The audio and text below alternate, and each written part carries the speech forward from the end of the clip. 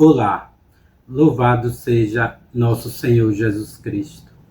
Sejam todos muito bem-vindos mais uma vez ao canal Apostolado São José. Eu me chamo Antônio Medino.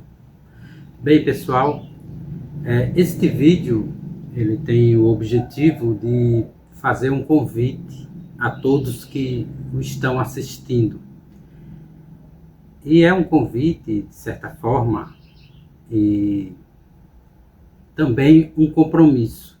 Seria um convite-compromisso, que é, a partir desse próximo ano litúrgico, que já se inicia agora domingo, ou para aqueles que não tiverem tempo ou condições no momento, a partir de janeiro, do dia 1º de janeiro, lermos as Sagradas Escrituras, lermos a Bíblia Sagrada durante o ano todo.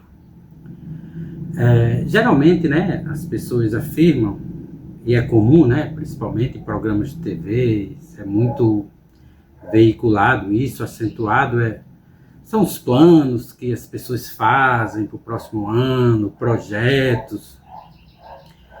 E eu me recordo de quando eu ainda me associava muito a essas questões mundanas, que de certa forma a maioria de nós ainda está. Eu também cheguei a cair nessa enganação, nessa questão de fazer projetos, de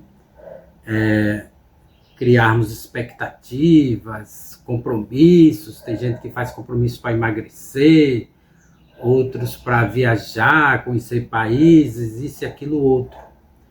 Ou seja, desviando totalmente o nosso foco daquilo que é realmente importante, que é a glória de Deus e a salvação das nossas almas. Isso sim é que é importante. Como diz o Santo Evangelho, buscai em primeiro lugar o reino de Deus e sua justiça, e as demais coisas serão acrescentadas. Porém, a gente faz o contrário. O mundo nos mostra o contrário. Buscar os acréscimos, e se sobrar tempo, a gente investe um pouquinho em oração, ou, como dizem aí no comum, a espiritualidade, seja no cristianismo, essa espiritualidade que eles chamam no cristianismo, no budismo, não importa. O que importa é uma espiritualidade, é como se fizesse parte de um combo. Você tem um emprego, tem uma boa relação com as pessoas, tem um bom, o que eles chamam de networking, e também um pouco de espiritualidade. Tudo isso aí é falso. Tudo isso aí não nos interessa no fim das contas. Então o convite que eu tenho para fazer a vocês, sobretudo, principalmente aos católicos, é focarmos naquilo que verdadeiramente é importante. E por que eu estou fazendo esse convite? Estou reforçando nesses últimos vídeos.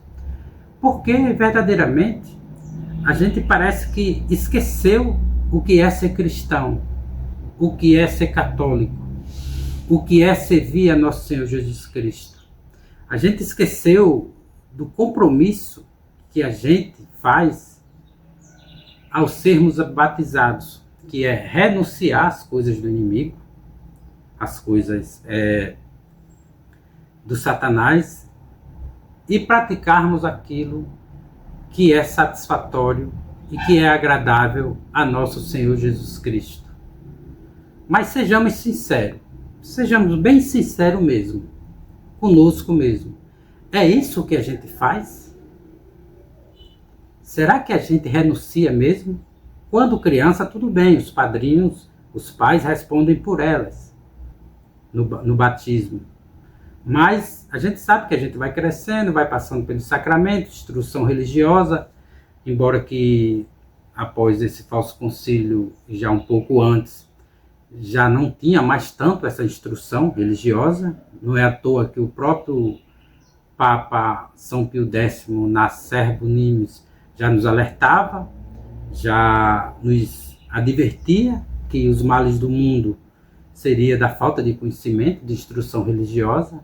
O Papa Pio XI também fez até um decreto, que poucos conhecem, um decreto, esqueci agora o nome dele, que era justamente obrigando, ordenando as paróquias a criarem um local próprio para instrução religiosa, formação da catequese mesmo.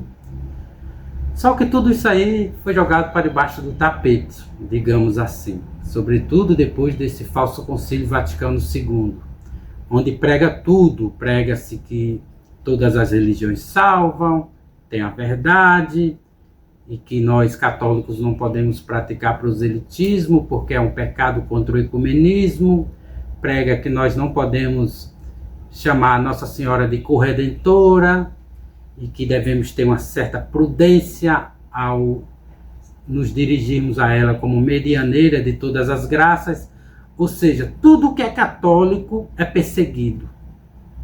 Então esse convite é para você que é católico de verdade e que quer responder ao chamado de Nosso Senhor Jesus Cristo e que quer compreender os principais mistérios de Nosso Senhor Jesus Cristo na salvação da nossa alma, na redenção do ser humano. Ficou bem claro? Então é esse o convite. E como a gente sabe, né? Eu não sabia, eu só vim saber recentemente, no sentido mais aprofundado, que existe sim um ano sagrado, um ano litúrgico, um tempo sagrado, um tempo onde tudo é voltado para Deus, para Nosso Senhor Jesus Cristo na liturgia, nas nossas práticas diárias. Só que não sabíamos disso assim, parece que nos foi oculto. A verdadeira igreja realmente está oculta. Eu ia, né, antigamente, essas missas novas, pegava lá aquele folhetinho, aí tinha lá não sei o que do tempo comum, eu não tinha ideia do que era aquilo. Só que na tradição, naquilo que é verdadeiramente católico, não existe essa questão de tempo comum. O que existe são os tempos verdadeiramente direcionados para Deus, para Nosso Senhor Jesus Cristo na liturgia e também as festas dos santos. Isso é que existe na verdadeira Igreja Católica. E já aproveitando o momento, eu conversei com algumas pessoas sobre a questão da liturgia. Alguns não conhecem, não têm profundidade sobre o que é o tempo sagrado, o tempo comum, essas questões aí. Tempo comum até eu ouvi falar, mas não sabe verdadeiramente o que significa o ano eclesiástico, o tempo sagrado. E aproveitando, eu vou dar aqui uma introdução, vou indicar obras que falam sobre o assunto e que todos nós católicos, todos nós devemos conhecer profundamente, não é superficialmente, mas profundamente, esses tempos que é reservado para questões sagradas. Não estou aqui afirmando que nós devemos abandonar o calendário civil. Não, o calendário civil nos serve. Ele é até melhorado com o tempo sagrado. Ele é elevado ao sobrenatural. O que eu estou querendo dizer aqui é o seguinte, que nós não fiquemos única e exclusivamente no tempo civil, no calendário civil, no tempo natural. Isso tem sua, digamos assim, razão de ser. O tempo civil tem, está lá no livro do Gênesis, que Deus fez o sol, né? Aquela coisa, fez os astros, que também nos servia para marcar o tempo. Isso é normal, mas existe o tempo, esse tempo que a gente pode utilizar aqui de forma natural, é levarmos ao mundo sobrenatural. Porque nós não somos seres puramente naturais como cachorro, gato, animais. Não, nós sempre fomos seres elevados ao mundo natural. Aliás, sobrenatural. Nós nós somos dotados, na nossa essência, na nossa natureza, de, digamos assim, de sermos elevados ao mundo sobrenatural. Quando a igreja, em algumas obras, por questões didáticas, fala do homem puramente natural, é apenas para questões pedagógicas, didáticas. Mas o ser humano, desde a sua criação, ele nunca foi feito para ficar restrito ao mundo natural. É tanto que no livro do Gênesis já fala que Deus passeava ali nos jardins. Tinha uma certa familiaridade, como a gente vai ver nas Escrituras, de Adão e Eva com anjos. Então, dá para compreender. E a gente vê que ao longo da história sagrada, ao longo da história das Sagradas Escrituras ali, a gente vê que é tudo sobrenatural, não há nada de natural ali. É o mundo sobrenatural regindo o natural de maneira a nos elevarmos e não ficarmos restritos aqui. Então, tomando isso em consideração, eu vou fazer aqui uma pequena introdução sobre o que é esse ano litúrgico, que é o que eu sugiro para a gente iniciarmos a leitura das Sagradas Escrituras. No vídeo anterior eu dei uma passagem bem rápida sobre essa questão, mas eu vou voltar aqui para esse missal cotidiano e vesperal do Dom Gaspar Lefebvre, está aqui, que fala sobre a divisão do ano eclesiástico. Mas eu vou ficar aqui mais restrito, depois talvez eu volte aqui, mais restrito à questão do ano eclesiástico em si, quando começa e quando termina. Está aqui na página número 5, que diz o seguinte, abre aspas, o ano eclesiástico começa no primeiro domingo do Advento, que vai ser agora, domingo agora, dia 30, né? E acaba com o domingo 24º depois de Pentecostes. Compõe-se de estações ou grandes períodos litúrgicos denominados ciclos pelos liturgistas. O primeiro, o temporal, tem por escopo ir nos revelando dia a dia a vida do Redentor, enquadrando-nos nos grandes mistérios do cristianismo.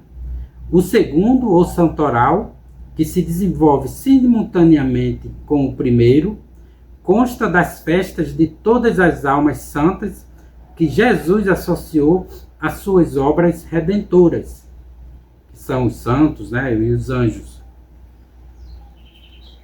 Pelo que eu estudei aqui um pouco, esses ciclos são dois, que, como ele afirma aqui, caminham simultaneamente. O ciclo temporal é tudo aquele que está restrito, digamos assim, associado a nosso Senhor Jesus Cristo, na nossa obra da nossa redenção, desde o nascimento dele, daí o nome Advento, ou seja, desde a expectativa da vinda dele, que é o Advento, né, a espera, até o final de Pentecostes, até o 24º domingo, depois de Pentecostes. Então, esse é nosso calendário. E, no meio desse ciclo temporal, existe também o santoral, que são as festas dos santos, as festas de Nossa Senhora, a festa dos anjos, São Miguel, São Rafael, né? E São Gabriel, e também as festas de São Paulo, São Pedro, e assim sucessivamente, São José. Tudo isso aí vai sendo acompanhado. Tudo associado à nossa redenção e à nossa busca pela santidade. Agora eu vou ler. Existem 5, digamos assim, tempos nesses ciclos, que depois eu vou ler para vocês. Lembrando que tudo aqui que eu estou falando, eu vou deixar as obras para estudarem. para vocês lerem e estudarem, porque não dá para fazer em um vídeo simples, explicar tudo isso, mas vale muito a pena estudar isso, porque é extremamente necessário. Assim como a gente já é comum o tempo civil, a gente fazer planejamento, com escola de filhos, viagens, nossas férias, quando a gente vai entrar de férias, quando não entra, a gente se programa para receber 13º, aquela coisa toda. A gente vive uma vida mundana, como se nós fôssemos animais, como se fôssemos bichos, preocupados única e exclusivamente com o estômago e com prazer. Só isso. Mas o compromisso aqui, o convite e compromisso que eu faço para vocês, é direcionarmos esse tempo para o mundo sobrenatural, elevarmos ao mundo sobrenatural, elevarmos a glória de Deus e a salvação das nossas almas. E eu vou ler aqui em outro missal, que é do Dom Beda, que também fala um pouco sobre essa questão do ano litúrgico. E ele fala aqui com uma maneira mais assim, digamos assim, mais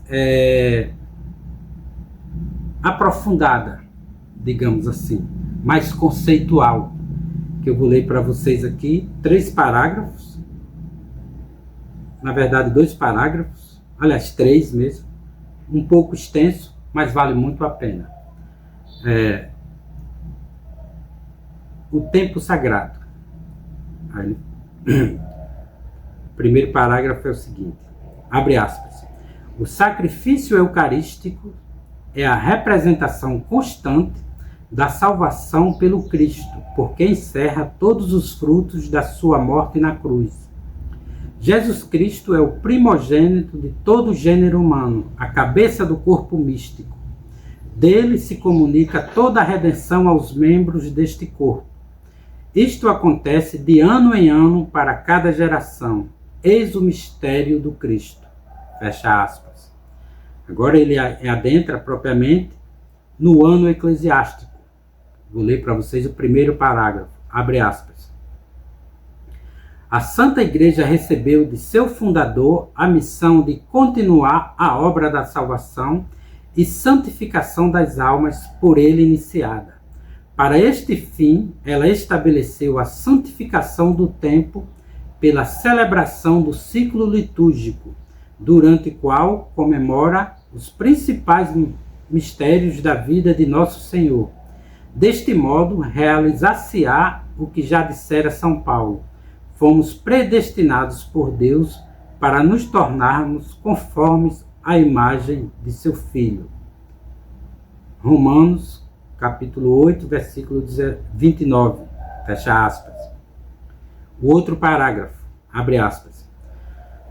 O ano eclesiástico é, pois, a celebração dos principais mistérios do Cristo. Cada tempo litúrgico representa uma fase da vida do Salvador. E estes acontecimentos do passado, pela celebração do sacrifício eucarístico, se tornam para nós uma realidade viva, pois presente está, pessoal, real e substancialmente, aquele que outrora nasceu, sofreu e morreu por nós e agora reina gloriosamente no céu. Do seu trono celeste, Jesus Cristo, cabeça do corpo místico, a Igreja, continua a agir sobre e em cada um dos seus membros, porquanto ele próprio o afirma: eu sou a videira e vós os ramos. Aqui é uma referência às Sagradas Escrituras, que está no Evangelho de São João, capítulo 13, versículo 5. E continua. Celebrando-se em cada tempo litúrgico uma outra fase da vida de Nosso Senhor, também diferentes são os efeitos, os frutos que podemos colher de sua participação. Importa, pois, grandemente nos compenetrarmos do espírito de cada tempo e meditarmos as explicações que se encontram nos respectivos lugares, porque nos auxiliarão poderosamente na compreensão dos diferentes tempos litúrgicos, Se assim nos deixarmos guiar pela Santa Igreja através do ano litúrgico, entraremos num contato sempre mais vivo com o Divino Esposo. Ele nos comunicará de sua própria vida, isto é, nos concederá as graças que durante sua vida ganhou para nós. Destarte, daremos também da nossa parte a Deus o que é de Deus, e assim derramar-se-á sobre nós a vida divina. Fecha aspas. Eu penso que aqui é uma síntese muito bem feita sobre o significado do ano litúrgico, o verdadeiro significado do ano litúrgico, ou seja, participarmos ali dos principais mistérios de nosso Senhor Jesus Cristo, do seu nascimento, da sua morte na cruz, do seu sofrimento, a sua ascensão, ali também comemorarmos juntamente com os santos, que foram os verdadeiros amigos de nosso Senhor Jesus Cristo, e até a sua ascensão aos céus e a vinda do Espírito Santo. Tudo isso aí a gente vai acompanhar no ano litúrgico.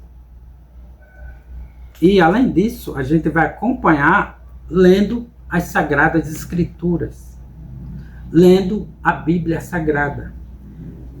Essa outra obra aqui, que é da doutrina católica, do Cônego Bullinger, inclusive eu vou deixar no canal, aliás, no grupo de WhatsApp, que eu vou até deixar o link do grupo do WhatsApp e também o link do grupo do Telegram, aqui na descrição do vídeo, para aqueles que quiserem participar e acompanhar durante o ano essa jornada da leitura das Sagradas Escrituras e também acompanharmos e recebermos os frutos, as graças do ano litúrgico.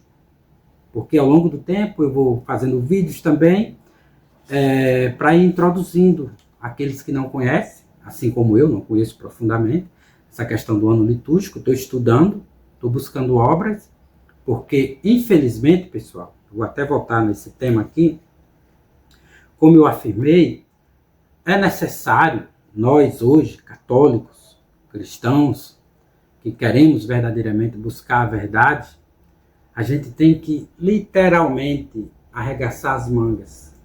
Literalmente. Quando eu falo arregaçar as mangas, é arregaçar por combate. Deixarmos as mãos, digamos, livres para o combate. Porque a gente sabe que está diante de modernistas, hereges, apóstatas, que muitas das vezes têm nome de padres, nomes de bispos, até mesmo de papas, e que nós recebemos os verdadeiros tesouros da igreja, fomos batizados, fazemos parte do corpo místico da igreja e devemos lutar com as ferramentas que nosso Senhor Jesus Cristo nos deu.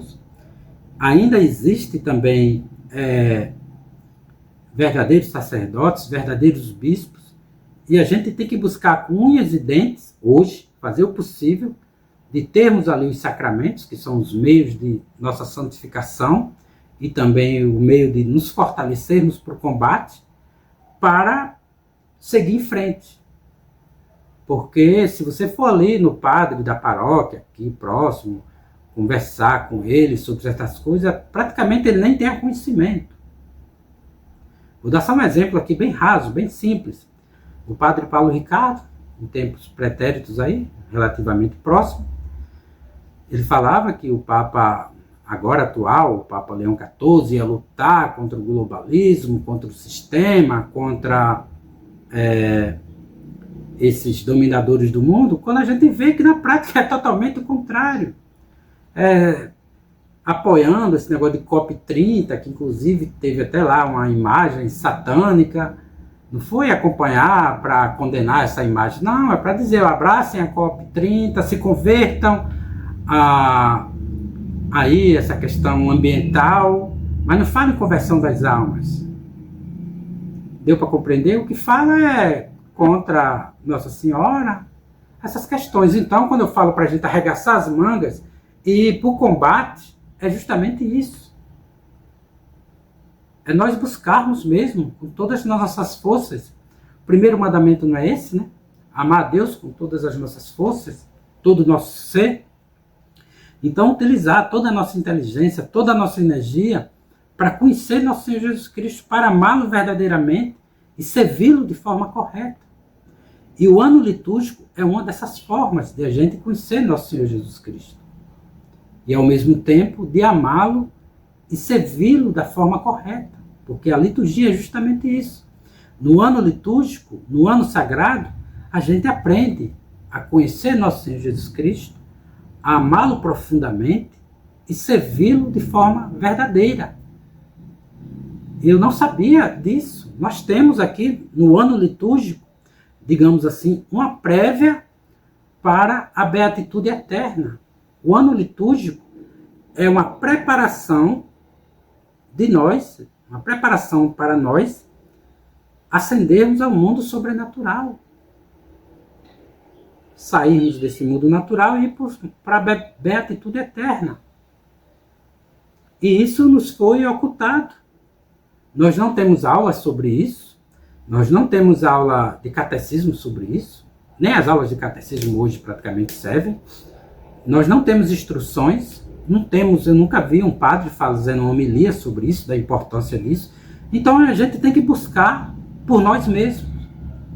Arregaçar as mangas e ir para o combate.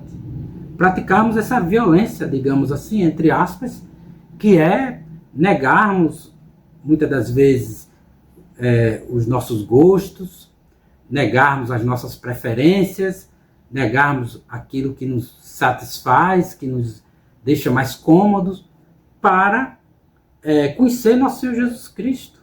Hoje fala-se muito que a gente tem que sair da zona do conforto.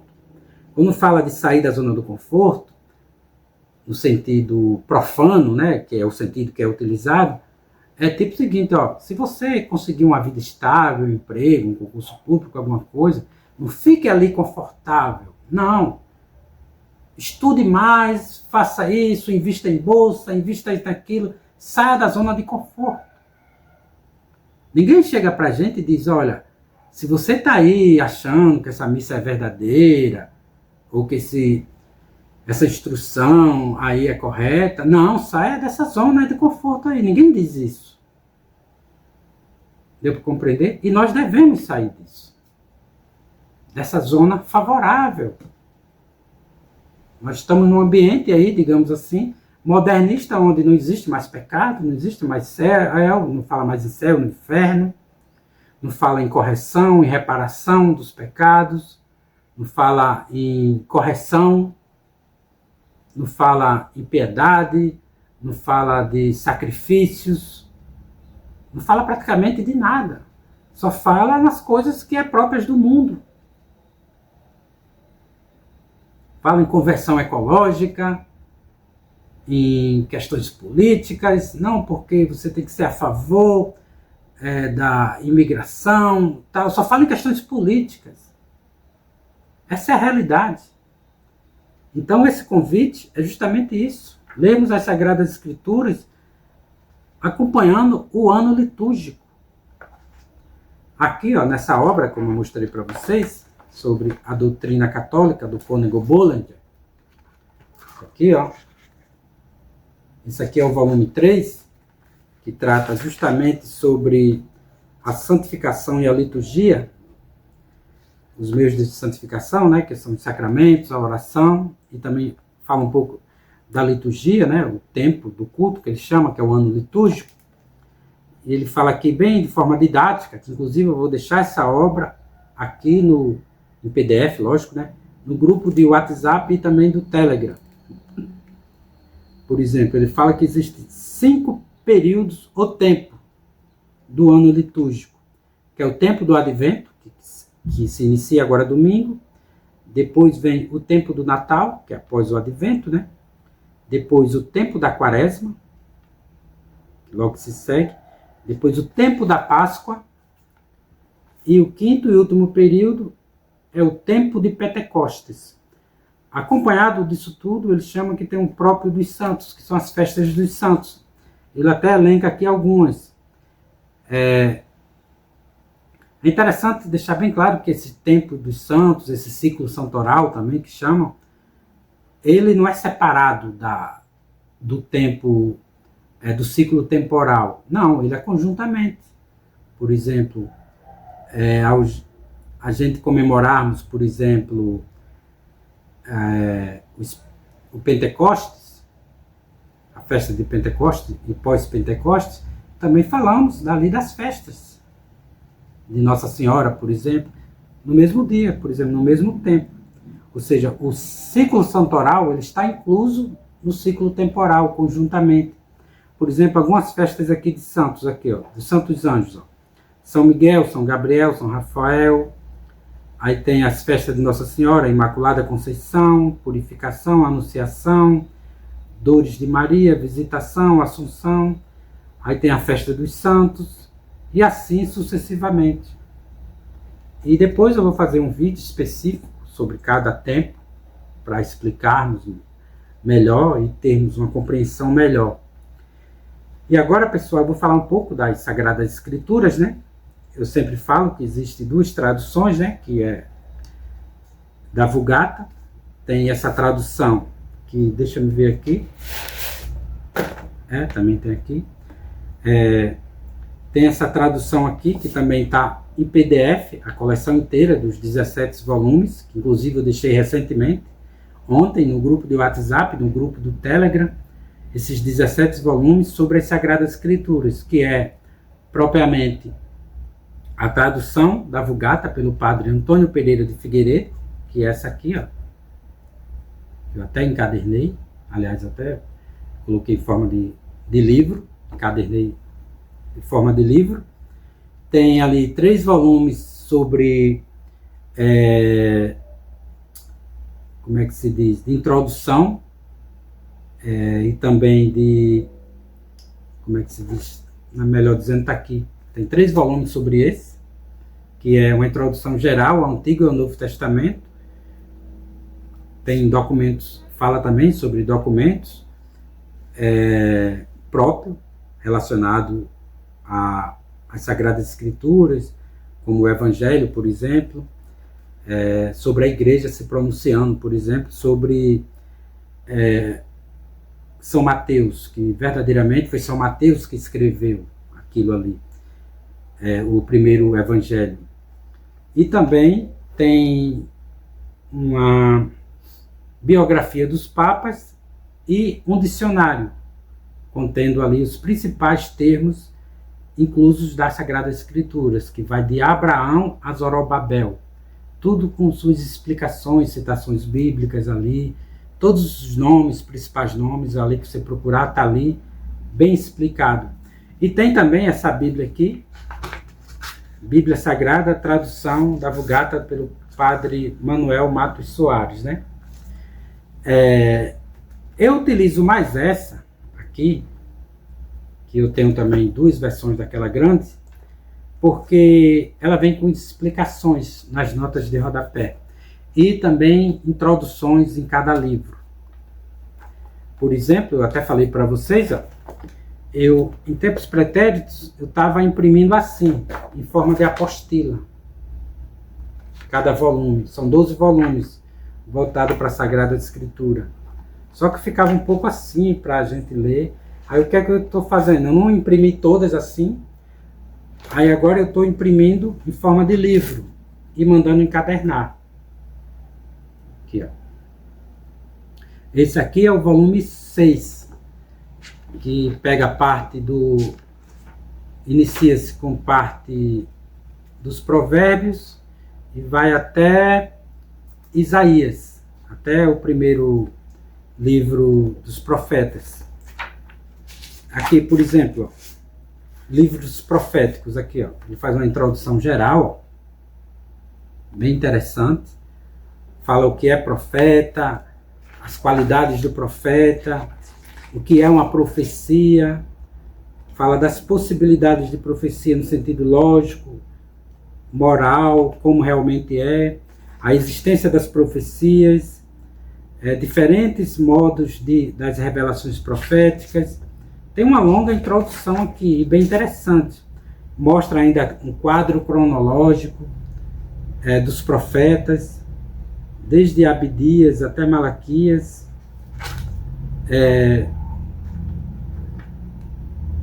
Exato. Agora ele coloca aqui com... isso, exatamente. Aí depois aqui, ó, tem a introdução. Primeiro eles fazem uma introdução propriamente aos livros dos profetas, aos livros proféticos, e depois faz uma introdução de cada livro de cada profeta. Por exemplo, a gente viu uma introdução geral sobre a profecia, os livros proféticos, e depois aqui, ó, uma introdução específica sobre o livro de Isaías. É bem interessante. E assim são em todos os livros, além de excelentes notas de rodapé. Porque, como eu falei no vídeo anterior, né, a Bíblia ela é dividida em Antigo e Novo Testamentos. Isso aí é bem claro. No Antigo Testamento há os livros históricos, os livros sapienciais e os livros proféticos. Por exemplo, os livros históricos começam no Gênesis e vai até os Macabeus. Os livros proféticos, aliás, os livros sapienciais, começa com Jó e vai até o Eclesiástico. Aí depois os livros proféticos, começa com Isaías, se não me recordo com quem termina. Mas é assim. Semelhantemente, no Novo Testamento. No Novo Testamento há os livros históricos, que são os evangelhos sinóticos, que são São Mateus, São Marcos e São Lucas, juntamente com o Evangelho de São João e também o Atos dos Apóstolos.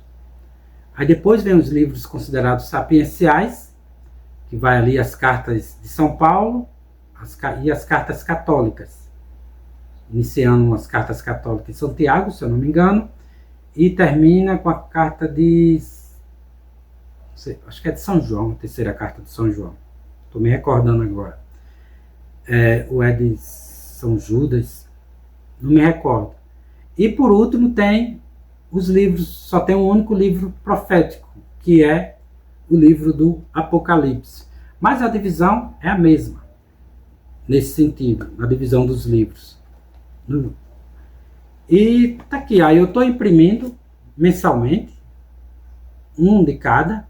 Por exemplo, a nossa leitura bíblica, agora domingo, vai se iniciar, como eu mostrei para vocês, vou até fazer uma tabela, iniciar com os evangelhos, com precisamente o evangelho de São Mateus. E eu vou até imprimir isso aqui, eu até tenho já, mas em forma de apostila. Depois eu vou imprimir nesse formato aqui, ó, os dois formatos que eu estava imprimindo. Esse aqui é melhor, que a gente pode abrir aqui, ó, em formato de livro.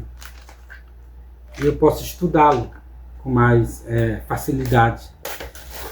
E é isso. Esse é o convite que eu tenho para fazer para vocês. Lembrando que o nosso objetivo aqui não é, digamos assim, como a gente está no mundo profano, né, no mundo totalmente apóstata, que fala que o ano se inicia após o carnaval. Não, para a gente não. O ano nosso católico se inicia no primeiro domingo do Advento. E nada de curtição de carnaval, essas coisas. Por mim, eu excluiria esse negócio de carnaval. Mas é uma festa popular, né? Ou seja, existem as festas sagradas, existem as festas profanas que levam para o inferno. Essa é uma escolha. Por isso que esse convite também é um convite de mudança de vida. E bem interessante aqui, que eu vou só finalizar com um salmo que eu li ontem. Eu até, digamos assim, conversando com a pessoa, né, ela falando que gosta do livro, de ler os salmos. Daí eu resolvi também, após o texto, né, eu ler os salmos. Um salmo. Escolher um salmo. Aliás, ler do Salmo 1 até o último Salmo, Salmo 150. Então, eu estou lendo sempre após o texto, né, aqui em família que a gente reza, eu leio um salmo. Ontem foi o Salmo 14, eu comecei recentemente. E é um salmo belíssimo, que eu vou ler para vocês, compartilhar com vocês aqui. Que é Virtudes, o título é Virtudes que dão acesso a Deus. Abre aspas. Senhor, quem habitará no teu tabernáculo? Ou quem descansará no teu santo monte? O que vive na inocência e pratica a justiça, o que fala a verdade no seu coração, o que não forjou enganos com a língua, nem fez mal ao seu semelhante, nem consentiu que fossem infamados os seus próximos. Na sua apreciação, considera o malvado como nada, mas honra os que temem o Senhor. Faz juramento ao seu próximo e não o engana. Não empresta o seu dinheiro com usura, nem aceita dádivas contra o inocente. Quem procede assim não terá jamais, não será jamais comovido. Fecha aspas. Olha que salmo belíssimo, né? As virtudes que dão acesso a Deus. Vale até a pena gravar e meditar. E é isso, pessoal. Eu reforço aqui o convite para vocês, esse convite compromisso. Lembrando e só enfatizando também que eu sei que muitas pessoas passam por períodos difíceis. Por exemplo, ontem eu fiquei sabendo de uma pessoa aqui que é inscrita no canal, está passando por um momento difícil com seu filho. Apareceu ali um possível diagnóstico de alguma doença, não sei da gravidade, que eu não conheço essa doença que falou, mas para uma mãe, né, deve ser muito, não vou dizer desesperador, né, que o desespero a gente não pode se desesperar, mas é um período muito conturbado, assim, tanto para a pessoa quanto para os familiares dela, e é muito complicado. E muitas pessoas passam por situações semelhantes. Mas reforçando, pessoal, mesmo diante disso tudo, a gente tem que lembrar que nosso Senhor Jesus Cristo, ele morreu por nós na cruz. Ele sofreu por nós. Nossa Senhora passou por tudo aquilo. São José teve que sair escondido de noite com o filho dele, porque estavam querendo matá-lo. Então, nós também devemos passar por isso, por muitas provações, muitas questões. Ontem mesmo eu estava um pouco triste aí com uma coisa, e depois eu, me reuni aqui à noite, comecei a rezar o texto aqui com meus filhos, com minha esposa, que a gente faz, na maioria das vezes. Às vezes não dá, que os meninos às vezes se cansam, aí vai dormir mais cedo, e às vezes a gente, quando vê que estão acelerados demais, a gente prefere deixá-los dormir para depois a gente rezar, mas como regra, eu e minha esposa rezamos aqui diariamente.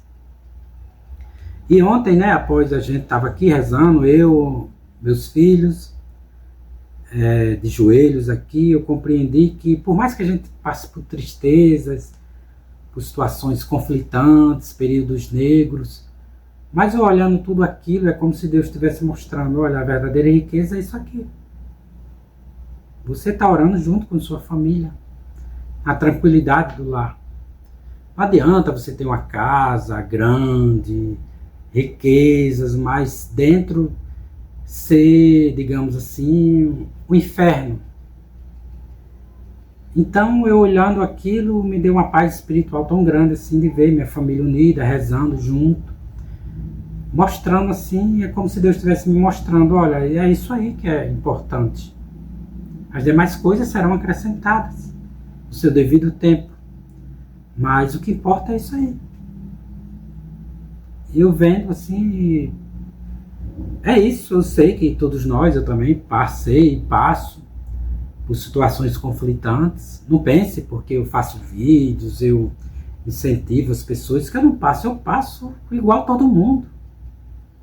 Por exemplo, eu passei períodos difíceis, terríveis, Teve período que eu saí correndo no meio da rua, com ataque de pânico, com o coração acelerado, não sabia o que fazer. Eu já passei por isso. Passei por períodos gigantes, tristezas profundas, mal-estar espiritual. Mas eu lembrava do livro do Eclesiástico, que fala que quando você se apresenta para servir a Deus, você vai ser testado. Você vai ver testado para ver se você verdadeiramente tem as condições ali para servir a Deus. Se na hora da turbulência você não abandona o barco. Não pense que servir a Deus é simples. Não. Você, quando se candidata a um trabalho, você preenche uma série de requisitos. E se você fugir um pouco daquilo, você é despedido, demitido, seja no serviço público ou privado. Agora, para Deus, as pessoas pensam que pode agir de qualquer forma, pode servir a Deus de qualquer forma. Não é assim. Deus nos testa. Deus nos deixa passar por situações terríveis. Contudo, é sempre na nossa condição, sempre respeitando a nossa capacidade de suportar aquele sofrimento. Por exemplo, recentemente eu estou lendo o livro de Jó. Olha o que Jó passou, meu Deus do céu. Ao ponto de a mulher dele falar o seguinte: olha, abençoa a Deus, louva a Deus e morre logo. Diante da dor que era tão grande, eu acho que ela vendo aquilo, o sofrimento do marido. Nas outras traduções diz o seguinte: ó, amaldiçoa a Deus e morre. Mas na tradução da Vulgata não, diz, ó, louva a Deus e morre, abençoa e morre. Ou seja, ela estava desesperada ali, vendo o marido naquela situação. E Jó não, dizia, não, se a gente aceitou aquilo que era bom, o tempo de bonança, agora a gente vai ter que aceitar também o sofrimento. E é isso. Por isso que é bom ler a Sagrada Escritura, para nos fortalecer intelectualmente, fortalecer nossa vontade e santificar a nossa alma. É isso. Espero que tenha compreendido aqui esse convite. Agradeço a todos que o assistiram a esse vídeo. Aqueles que estão assistindo e assistirem, convidem outras pessoas, vale muito a pena. Lembrando que eu, particularmente, vou iniciar a leitura já no próximo domingo. A leitura conforme o calendário litúrgico e também conforme a divisão dos livros em cada período do ano, né? Por exemplo, inicia-se com o livro de São Mateus, não sei quantos dias são necessários para ler, dividindo assim, porque não é apenas ler, é estudar um pouco também, meditar um pouco. E é isso. E aqueles também que querem iniciar no 1º de janeiro, não tem problema nenhum. Eu só julgo que iniciamos no ano eclesiástico, é bom porque a gente já vai sendo introduzido no ano da santificação, no ano santo, na compreensão do tempo santo. É isso, agradeço a todos. Lembrando que nosso objetivo aqui na Terra é conhecer, amar e servir a Deus, e tudo para a glória de Deus e o bem das almas. E fiquem todos com Deus, e até a próxima.